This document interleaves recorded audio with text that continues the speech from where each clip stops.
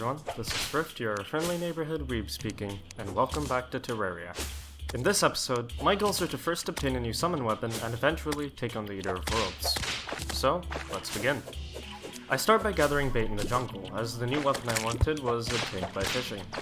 I then head to the ocean and build a temporary shack from which I could fish. I reluctantly wake up the angler and use a bloody tear to summon a blood moon. I begin fishing. The weapon I was after was the vampire frog staff, dropped by wandering eyefish and zombie mermen. Soon after, I actually do get the zombie eyefish I wanted, but back at the base, I decide to fish in the pond slightly west of my house, and also attempt to clear some of the mobs.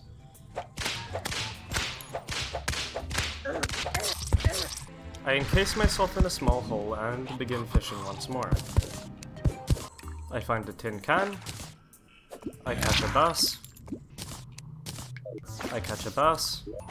a wooden crate, and I find a tsunami in a bottle. This meant that finally I had the ability to double jump. The next thing I catch is the eyefish once again, and it annihilates me. I head back and begin killing it very slowly. And when I say slowly, I mean very, very slowly. I was at this for around 3 minutes in real time. Eventually it does die though, and it drops some very useless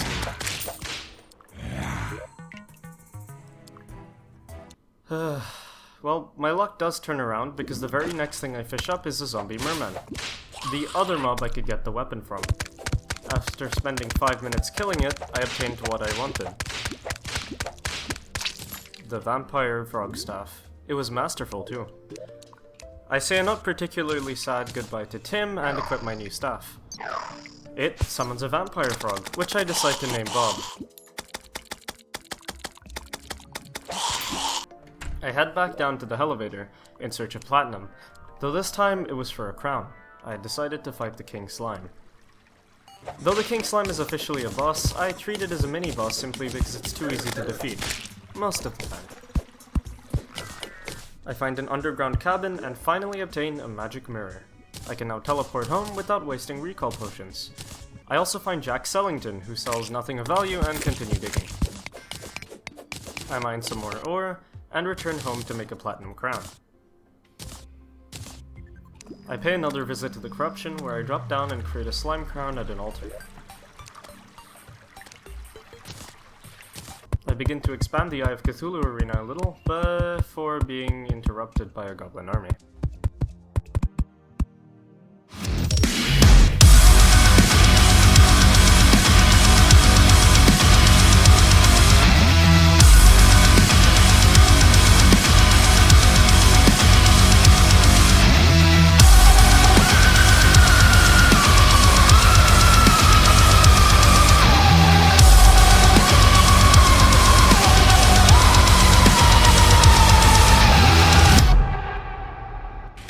Bob absolutely decimated the goblin army.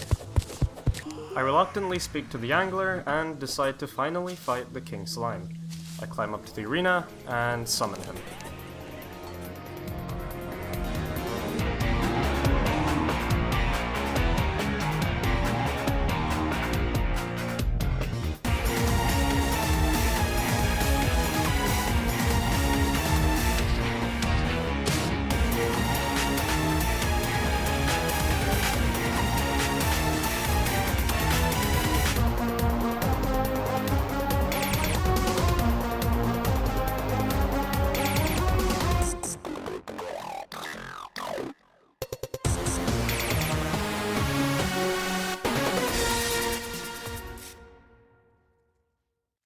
After defeating the King Slime, I place his trophy next to the Eye of Cthulhu's and open the treasure bag, only to get everything except the one item I wanted. I did get a royal jelly though, which gave me this adorable slime pet, who I named Rob. I said goodbye to Jim, and then headed to the corruption, made another slime crown, and fought the King Slime again. And I didn't get the item I wanted. So I made another slime crown and fought him again. And fought him again. Finally, after the 4th attempt, he dropped the slimy saddle. This would allow me to summon the slime mount.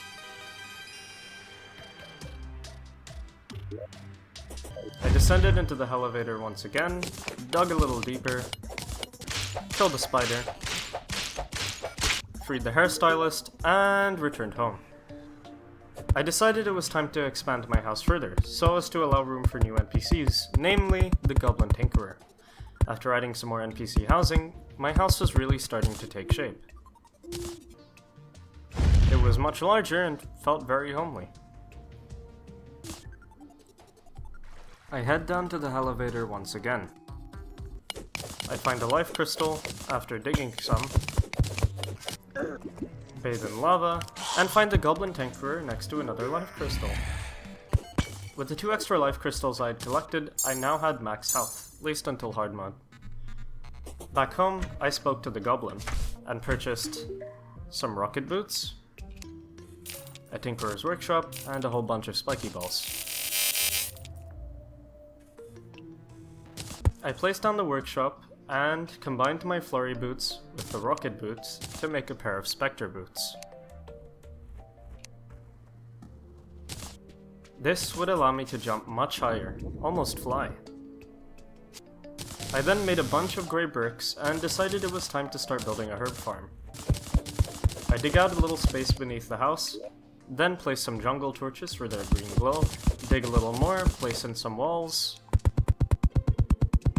some planter platforms, some more planter platforms, and I begin placing in seeds. I then realized that I need a little more space, so I dig down a bit more, and fill in the rest.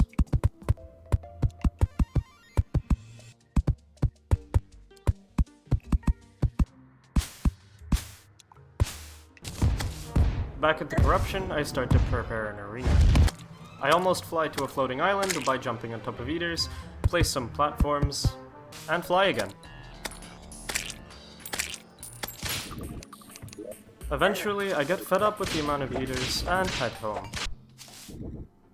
I place some of the eaters' banners and label my farm Daybloom, Moonglow, Shiverthorn, Fire Blossom, Blinkroot, and of course, Deathweed. I fill some bottles with water, and brew some potions. I then head for the jungle, as one of the potions I required needed a special fish. I find an old shoe. Incidentally, the next thing I find was the fish I wanted. I catch a bass. I catch a bass. I find another old shoe, a specular fish, a neon tetra. I find another old shoe, I catch a bass, and I head home. I sell some stuff, then brew 2 summoning potions. I then organize my inventory, take some of the potions out of the chest, and drop back into the elevator. I collect a bunch of glowing mushrooms, and make some healing potions, and a heart lantern, before waiting for day.